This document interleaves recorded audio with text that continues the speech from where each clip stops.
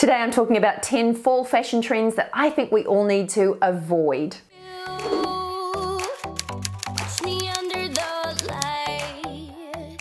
Hi, I'm Leonie and welcome back to my channel. Fall is just around the corner if you live in the Northern Hemisphere, and I've uncovered some fall trends that I really think that we need to avoid. These trends have made it onto my list because I just don't think you're going to get the return on your investment.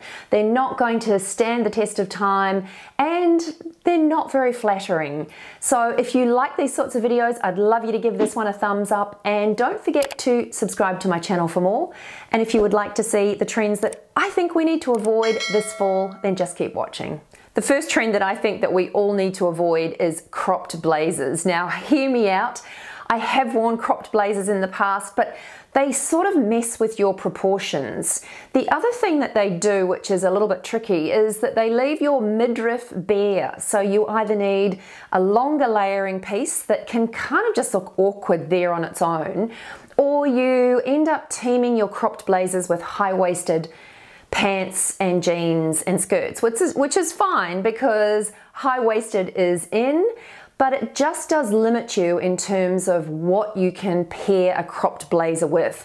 So it's not a piece that will go with a lot of items in your wardrobe unless you're looking to add an extra longer layer. So in my opinion, you're just not going to get that value and that cost per wear that I like to get if I'm investing in something new. So for me, cropped blazers are a no-no. I'm guessing that you guys are going to disagree with me on this one, but Chartreuse is a color that's going to be really popular this season, but it's made it onto my list because I think it is one of those really tricky colors for most people to wear. It's kind of a midway between a bluey green and a yellow, and yellow tends to be one of the trickiest colors to wear, and Chartreuse is right up there with yellow. In my opinion, Chartreuse tends to look really gorgeous on olive tone skins, and again, I think it's one of those colors that looks incredibly beautiful on the runway and in magazines,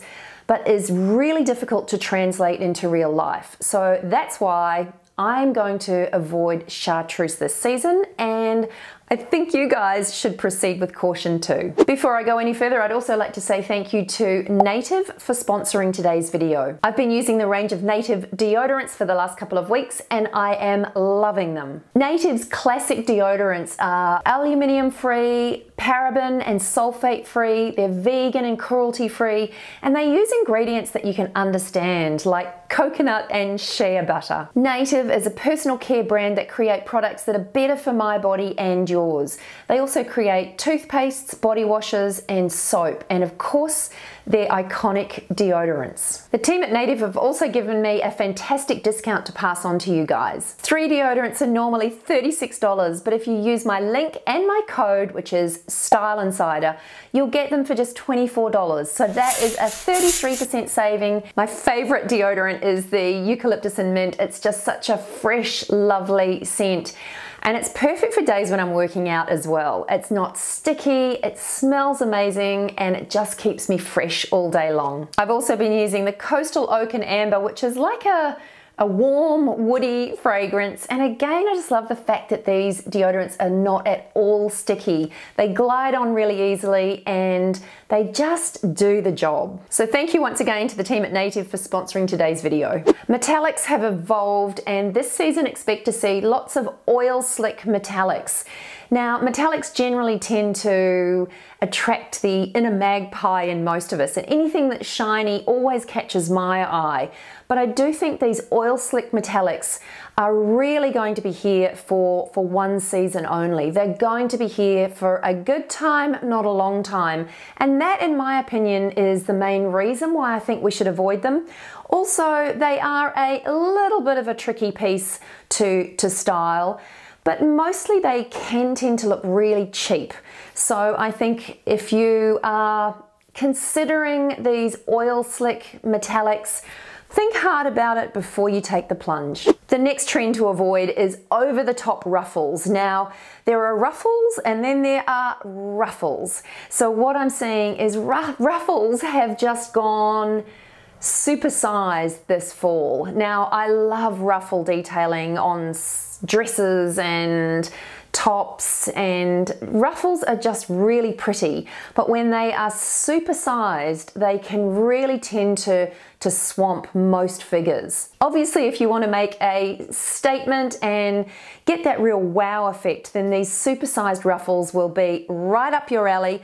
But in terms of making them work on an everyday basis and in the real world, I just don't think they cut it. Expect to see lots of colourful leather around this season as well, and I've always been a bit of a fan of colourful leather, but again, it is just something that dates very, very quickly. There are lots of colourful leather pleated skirts that I've seen that we can expect to see more of, coloured leather jackets, leathered pants. I think if you are wanting to steer away from the traditional black leather jacket, then perhaps go for a dual toned and like a maroon type colour. At least these colourways are going to stand the test of time and you will get some longevity out of it. So if you are purchasing a leather or leatherette type piece, it's generally a fairly decent investment. So for that reason, I think that you have to think incredibly hard before you buy something that is brightly coloured, because for one, it will date, and two, it's very obvious every time you wear it. So I would always tend to advise, if you are making a substantial purchase like leather, then I'd opt for something a little bit more pared back and a little bit more neutral. Sheer overlays are going to be everywhere this fall, but to me they are the most impractical item of clothing. They look great on the runway, but they actually require quite a bit of thought and quite a bit of styling to create an outfit with one of these sheer pieces.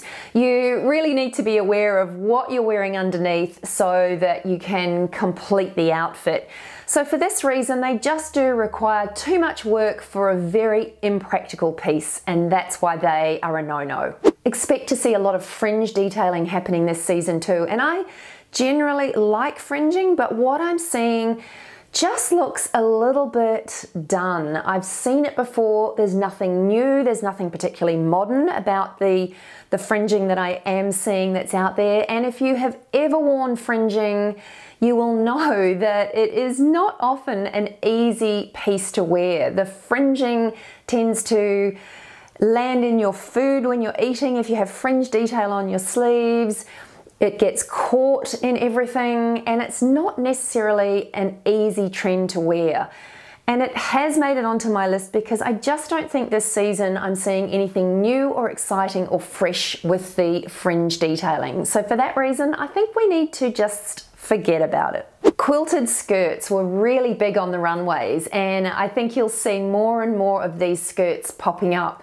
But I do think that they're a really tricky trend to wear. You'll see them on your favorite influencers on Instagram and on YouTube, and they will make them look amazing. But when you think about it, quilted skirts add extra volume and extra weight. So if you are carrying a little bit more weight around your middle and your hips and thighs, it's a very difficult trend to pull off. So just be really careful with this one. They do look great. I have seen some gorgeous quilted skirts, but they are very, very tricky to style and tricky to make look amazing. Another trend that you can expect to see everywhere this fall is bra tops and bralettes being worn under oversized boyfriend blazers and teamed with a pair of high-waisted pants. Now, don't get me wrong, this look is something that I adore when I see it on the runway or being featured in magazines, or when I see some of my favorite influencers wearing it. But it's a very, very tricky look to pull off, and it looks great in a still photo, but in 3D and when you're moving,